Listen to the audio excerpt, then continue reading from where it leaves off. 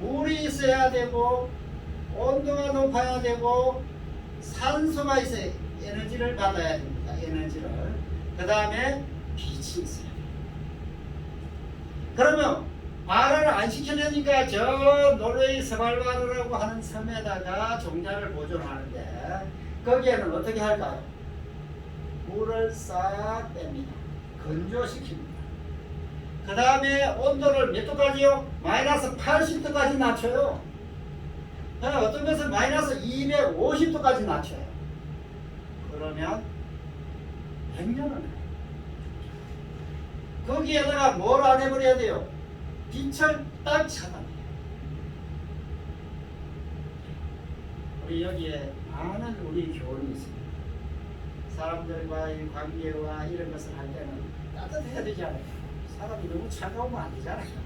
아이 차가운데 아이 그 쌀쌀맞은데 그러면 안 되잖아요. 따뜻해. 그것은 사랑으로 표현할 수 있고 여러 가지 방법이 있을 수 있잖아요. 종자가 발화해야 돼요. 온도가 있어야 돼요. 물은 기본입니다. 물과 온도가 있어도 빛이 좀 비춰주면 잘 나옵니다. 빛이 안 비춰서 나오는 것도 있기는 해요. 그러나 빛이 좀 필요해요. 그 다음에 한 분 교회로 인도하려면 뭐가 많이 들어가요? 에너지가 많이 들어가요. 식물은 에너지를 어떻게 받는다고요? 산소라고 하는 우리가 숨을 쉬는 것은 우리 몸속에 에너지를 만드는 거예요. 아무리 밥을 많이 드셔도 숨을 안 쉬면 에너지가 만들어지지 않아요. 자, 종자가 발화하는 것은 종자가 자라는 것은 물과 온도, 에너지와 빛이 필요합니다. 이것이 우리가 살아가는데 정말 필요한 것 같지 않으세요? 사람이라고 뭐 별로 다른 게 없지 않으세요? 어떤 상황에 종자를 발생시킵니다. 그럼 반대로 종자는 어떻게 해야 할까요? 종자에는 생명이 있어야 하는 것입니다. 쌀에 눈을 딱 떼버리고 벽시에 눈을 딱 떼버리고 눈을 딱 떼버리고 고구마, 감자 눈 다 떼버리고 심어보셨어요 혹시? 심는 사람이 없겠죠. 없을 것입니다. 그런데 고구마는 그래도 눈을 떼도 나옵니다. 그런데 달걀 같은 것은 눈이 똑 떼버리고 심으면 안 나와요. 생명은 있습니다. 생명을 있게 관리해야 되고 그것은 우리의 종자의 가장 기본이에요. 그 다음에 종자가 가지고 있는 종자도 어떻게 해야 되겠습니까? 살아야 되죠. 추우면 종자가 나오면 안 되죠. 그래서 종자가 휴면이라고 해서 안 나올 수 있도록 다 가지고 있습니다. 종자가 나오려고 딱 했는데 가뭄에 한번 말이죠. 5년에 콩나듯 한다 그랬습니다. 콩밭에 왜 콩이 안 나올까요? 가물어서 안 나와요. 땅에 심어도 가물면 안 나와요. 그렇지 않습니까? 그래서 어디다 심어요? 논두렁에 심어요. 논두렁에는 물이 있으니까. 콩이 가물어서 안 나온다니까요. 땅에 심어도. 그런데 일반적으로 땅은 거의 90%가 물을 가지고 있습니다. 그러나 정말 가물면 콩이 안 나와요. 그럼 반대로 조건이 다 갖춰져도 내가 안 나갈래? 그것이 휴면이라고 합니다. 환경 휴면이라고 해요. 원래 종자가 잘 안 나오도록 만들어진 게 있어요. 생리적 휴면이라고 해요. 인삼 종자라든지 콩 종자라든지 이런 것은 아무리 해도 안 나와요. 그러면 가져와서 물에다 넣어도 안 나오고 이래도 안 나오면 호르몬을 넣고 충격을 주고 여러 가지 처리를 하면 나옵니다. 이 종자를 종자가 나왔어요. 이제 자라갑니다. 옛날 중국 속담에 어떤 사람이 빨리 키우려고 이렇게 해서 이 콩나물하고 종자를 이렇게 뚝 잘라가지고 그래가지고 갖다 놨다. 제가 한자어가 생각이 안 나지만 그런 고사가 있어요. 식물은 동물이나 사람이나 단계 자라가야. 단계를 무시하면 안 되는 거죠. 단계 자라갑니다. 자, 여기 제가 한번 보겠습니다. 처음에는 싹이, 마가복음 4장 28절에 보시면 처음에는 싹이요, 다음에는 이삭이요, 그 다음에는 이삭의 충실한 곡식이요. 마가복음 4장 28절입니다. 그 다음에 누가복음 2장 40절에 보면 예수님에 대한 이야기와 아이에 대한 이야기. 아기는 자라며 강해지고 지혜가 충족하고 하나님의 은혜가 그 위에 있더라. 예수는 그 지혜와 키가 자라가며 단계적으로 사랑스러워 가시다. 생명은 자람 단계가 있습니다. 애는 애답게 커야, 어른은 어른답게 커야 해야 되고, 우리가 정치인은 정치인답게 해야 되고, 교수는 교수답게 해야 돼요. 자기의 본분과 위치에 맞는 상황을 만들어야죠. 애가 어른 같으면 좋은 거 아니죠. 어른이 애 같으면 이것도 좋은 게 아니죠. 우리는 주어진 상황에 맞게 가는 것이 성경의 가르침. 제가 이것을 준비하면서 실물 교훈, 레슨 오브 오브젝트, 레슨 오브 자연, 내추럴, 레슨 하여튼 우리 실물 교훈이라고 하는 책이 있듯이 우리가 자연에서 그런 것을 배울 수 있잖아요. 그러니까 우리에게 주어진 모든 상황은 단계야. 자, 너무 어린 친구가 너무 똑똑하다고 해서 그냥 대학에 바로 넣어버린다든가, 또는 어떤 사람이 또 바로 이렇게 해버린다고 하면 사람 같으면 어떻게 될까요? 소년등과라고 합니다. 들어보셨어요? 소년등과. 우리 나무장군이 우리의 24대 위에 할아버지인데 30살도 안 돼서 돌아가셨습니다. 너무 똑똑했어요. 너무 똑똑했어요. 그런데 그것까지는 좋아요. 거기에 맞는 품성과 성격과 이게 맞아야 되는데 28에 우리 지금 같으면 국방부 장관이 됐으니 국방부 장관은 직원보다 뭐가 더 세요? 제가 여러 대 이렇게 물어보니까 누가 제일 세냐 그랬더니 재무부장이지. 재무부장이 됐어요. 오늘 알면 꺼지잖아. 그래서 제가 웃었어요. 우리 연합회는 재무부장이 제일 세대요. 그래서 우리 후진 국가라든지 이런 데 가면 누가 제일 세까요? 국방부 장관. 마음에 안 들면 야, 총 들고 나와. 총 몰아내버려. 이렇게 할 수 있잖아요. 이주 시대 때 남이 장군이 28살에 국방부 장관이 됐습니다. 옆에 사람이 가만히 죽겠어요. 겸손하게 살았어야 된다. 우리 할아버지가 너무 좀 오버했습니다.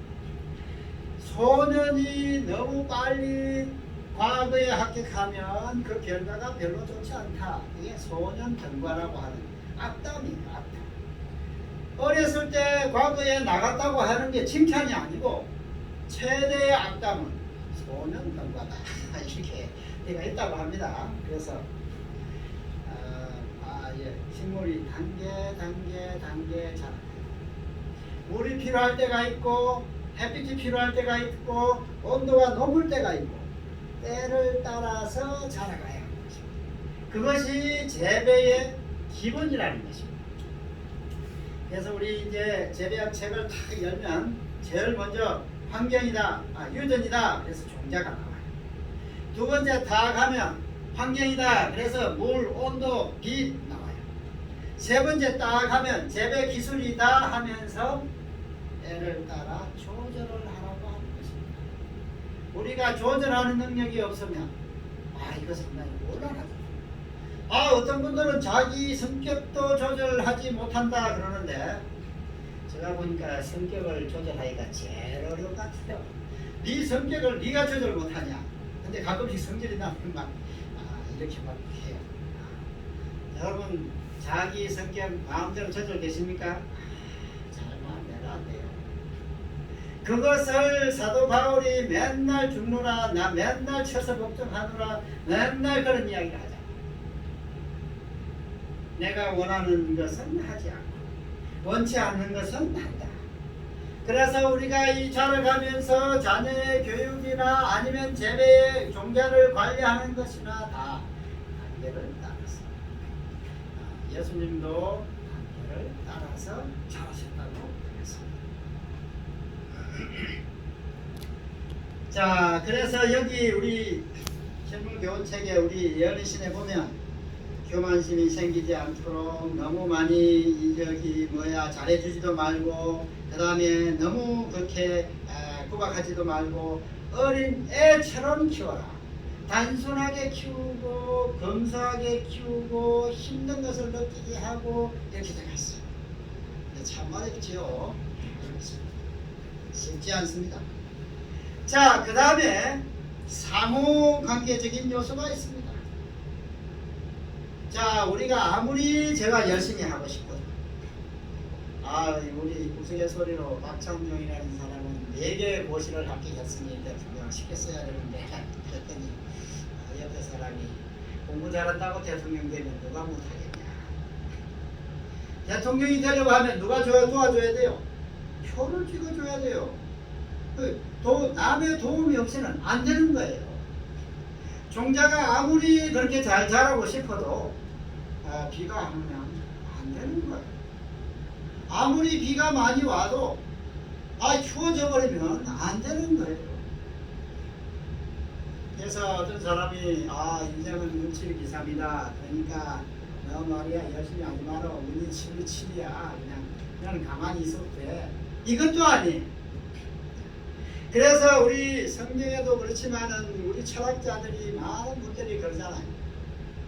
예정로, 당신은 구원받게 그냥 있어. 그러니까 네 마음대로 살아도 돼. 반대로 석가모니가 그냥 100번은 엎드리고 200번을 엎드리고 발에 무릎에 뭐라고 하죠?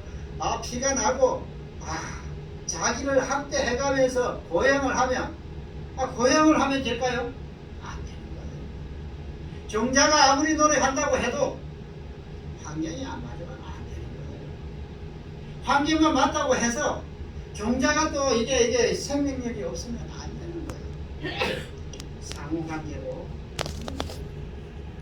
혼자 살 수도 없고 혼자 해서도 안 되고 우리가 신앙을 하는 것이나 우리가 살아가는 모든 것이나 우리가 재배하는 모든 것에서 우리는 하나님을 동력자로서 하나님을 돕는다. 또는 하나님께서 우리를 돕는다.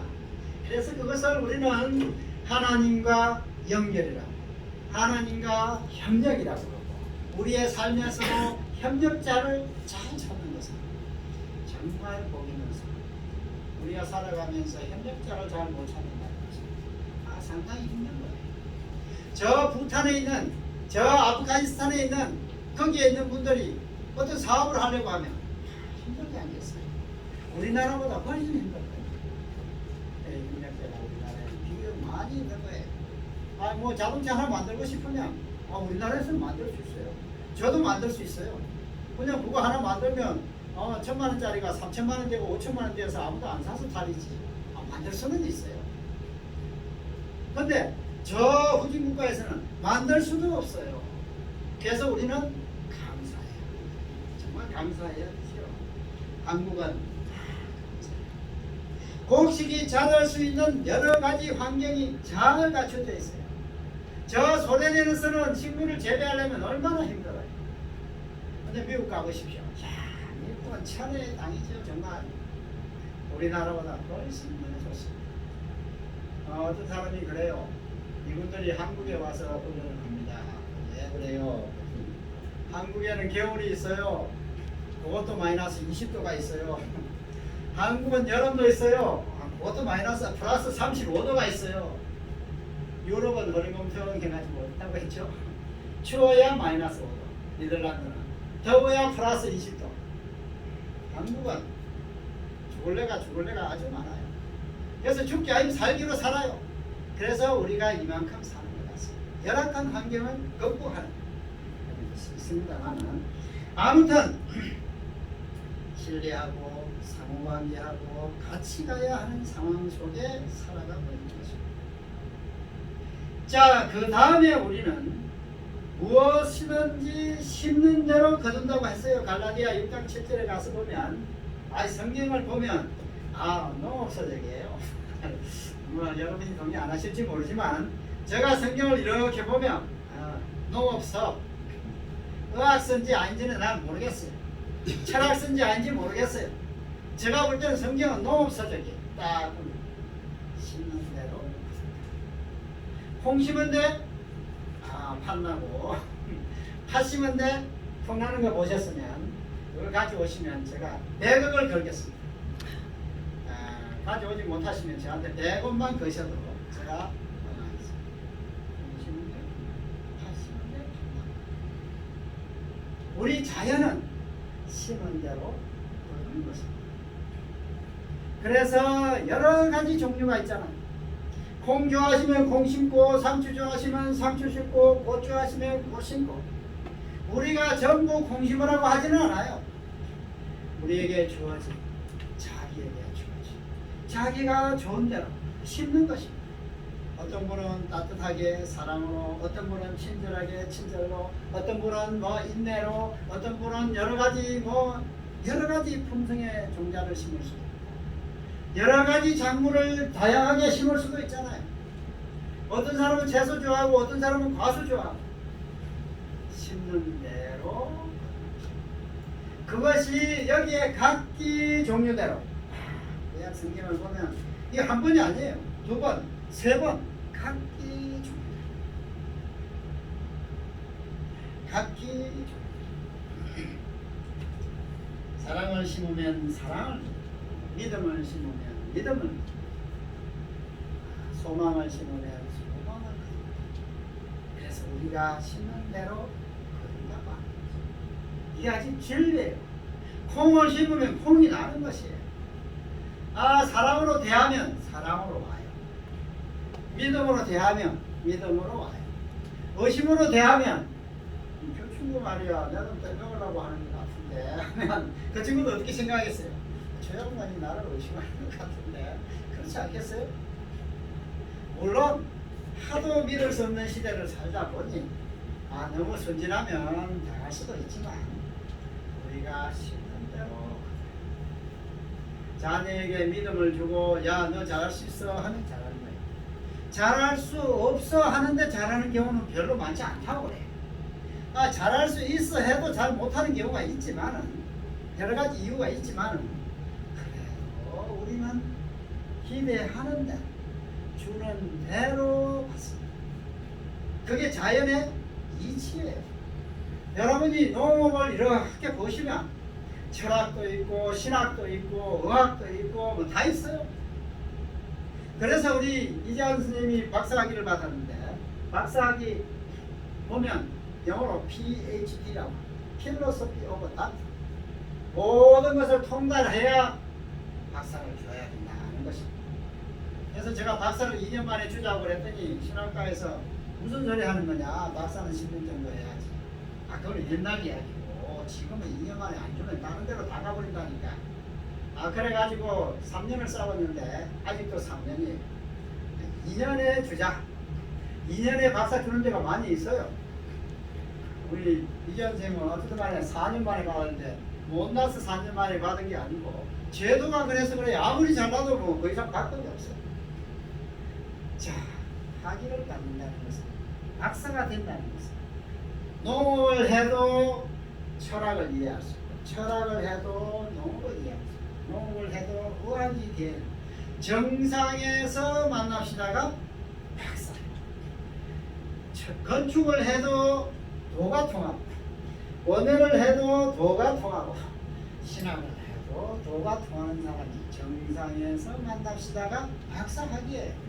그렇게 해서 주자고 시작한 것인데, 요즘은 전문 박사들이 많아요. 자기 것밖에 몰라요. 박사 받은 사람 이야기를 이렇게 들으면, 바보면 박사를 받고, 도가 통하면 박사도 못 받고, 받는 것 같아요. 그래서 그냥 우스갯소리입니다. 우리가 모든 것을 위에서 내려다볼 수 있는 정도가 되어야 박사를 줬다는 것입니다. 자, 그러면 자, 그리스도의 희생의 모범이다 하는 것으로 끝날 기억합니다. 우리 요한복음 12장 24절에 보면 한 알에 미리 땅에 떨어져 죽지 아니하면 한 알 그대로 있고 죽으면 많은 열매를 맺느니라. 아니, 열매를 맺으려니까 죽으라고 한단 말이에요. 동의가 되지 않나요? 다시 돌아가십시다. 종자를 파종하고 발화시키려고 하면 어떻게 하면 종자가 발화가 된다고요? 물을 주고 온도를 높이고 산소를 공급하고 햇빛을 주면 발화가 된다고 했어요. 그러면 자기 보존을 위해서 발화가 안 되고 종자가 살아 있으려고 하면 어떻게 하면 되겠습니까? 종자를 잘 저장하고 과실을 잘 저장하려면 어떻게 하면 되겠어요? 온도를 낮춰야 됩니다. 어떻게 해요? 얼어 터지지 않을 만큼. 그럼 사과는 어떻게 하셔야 될 것 같아요? 마이너스 1도에 저장하는 것이 가장 오래 가요. 물론 품종에 따라 달라요. 아울이 8월달에 수확하는 것은 영도겠고, 그 다음에 가을에 높은 품종은 한 마이너스 2도일 텐데 평균적으로 마이너스 1도. 그래서 우리는 그렇게 이야기합니다. 얼어 죽지 않을 만큼 가장 낮은 온도. 뭐 하지 않는다고요? 하지 않아요. 얼어 죽지 않을 만큼 가장 낮은 온도. 수분은, 물은요, 그 종자가 죽지 않을 만큼 가장 적게, 벼는 15%, 더 12%, 더 10% 해버렸더니 종자가 다 죽어버렸어요. 그래서 종자가 수분이 10%안 들어있으면 죽어버리네. 그러니까 한 13%, 15% 이렇게 낮아야 돼. 근데 종자 수확할 때는 한 30% 됩니다. 산물배라고 해요. 산물배. 말리고 계속 말리면, 건조하게 하면 오래 갑니다. 물을 안 주면 오래 갑니다. 그 다음에 아까 빛이 비친다고 했으니까 캄캄한 데 두면 오래 가요. 자기 보존의 법칙은 춥고 산소도 없고 빛도 없고 물도 없어. 그런 조건이 뭐라고요? 자기 보존의 법칙. 자기가 살고자 해서 이렇게 하고 그렇게 가면 몇 년을 가요? 1000년을 가요. 결국은 죽습니다. 종자가 땅에 떨어져 가지고 죽어야 새로운 종자가 나오죠. 벼를 한번 예를 들어 봅시다. 벼 하나를 탁 심으면 가지가 10개 정도. 그 가지 하나마다 보통 많이 붙으면 100개가 붙어요. 그러면 많이 붙으면 1000개가 붙어요. 그런데 재배를 하는 사람들은 한 300개를 붙이는 게 좋아요. 더 많이 생산하려면 한 100개를 붙이면 더 많이 생산할 수도 있어요. 그것은 빽빽하게 심기 때문에 그렇습니다. 혼자 심어 놓으면 1000개도 나오지만 그 혼자만 1000개 나오면 다른 거하고 종합하면 합치면 더 적어져요. 사과나무는 큰 걸 하나 심어놓고 우거지게 해가지고 10m마다 사과 하나 심는 것보다는 1m마다 사과 하나를 심는 것이 수량이 많아요. 수확하기도 좋아요. 그래서 우리는 성경 그대로 10배, 100배, 300배의 결실을 얻는 것입니다. 어떻게 할 때 그렇습니까? 종자가 땅에 떨어져서 썩어야 그렇습니다. 종자가 썩는다는 말은 그 종자가 새싹이 나오면 썩어져요. 자, 우리 애가 엄마 젖을 안 먹는 걸 보통 몇 살 때 안 먹죠? 3살 때. 좀 오래 먹는 사람은 엄마 젖을 4살 때까지 먹어요. 저 녀석은 4살 때까지 젖 먹은 녀석이야. 어떤 친구는 2살 때 젖대요. 좀 불행했던 친구는 1살 때 젖대기도 해요. 식물이 잎사귀가 3개가 딱 나오면 벼가 죽정이가 되겠어요. 벼의 에너지가 다 식물로 이동한 거예요. 대부분의 종자들은, 대부분의 식물들은 잎사귀 3개가 딱 나오면 만져보면 다 죽전이에요. 밀도 죽전이에요. 벼도 죽전이에요. 다 죽전이에요. 없어진 거예요. 없어진 거예요. 죽은 것은 아니죠. 생명이 이전된 것이죠. 그래서 성경은 땅에 떨어져 죽지 않으면 안 된다라고 말하고 있습니다. 우리 성경적으로 이야기를 하자면 예수님께서 죽으셨고 우리의 부모님께서 희생하셨고 우리의 모든 사람들이 다 희생함으로써 우리의 삶이 살아가고 있습니다. 그래서 자기 보존의 법칙은 자아가 망가지는 것이다. 자기를 보존하려고 한들 1000년 이상 갈 수가 없어요. 아무리 그렇게 해도. 그래서 우리가 희생하며 봉사하며 이렇게 하는 것이 성서의 원리다 하는 것입니다. 그래서 죽는 것이 사는 것이 되는 것입니다. 그러니까 예수님께서도 우리에게 모범이 됐어요. 그래서 우리 유행하는 말로 죽어야 산다 하는 말을 많이 합니다. 종자는 그렇잖아요. 우리 종자에서 얻는 교훈이 항상 종자를 보시면서 이 종자를 오래 보관하는 것과 이 종자를 발화시키는 것은 완전히 반대죠. 그래서 자기 보존은, 자기 욕심은, 자기의 이기심은 오래가지 못하는 것입니다. 자기의 후손과 자기의 미래와 인류의 미래를 위해서는 그래서 예수님께서도 돌아가신 것입니다. 이런 것이 철학적으로 나름대로 일리가 있습니다. 오늘 여러분들이 이 종자를 보실 때마다 나라의 조건, 그다음에 생장의 조건, 그다음에 수학의 조건을 한번 좀 생각해 보시면서 교훈을 얻으시고 또 삶의 힘을 얻으시면 좋겠습니다.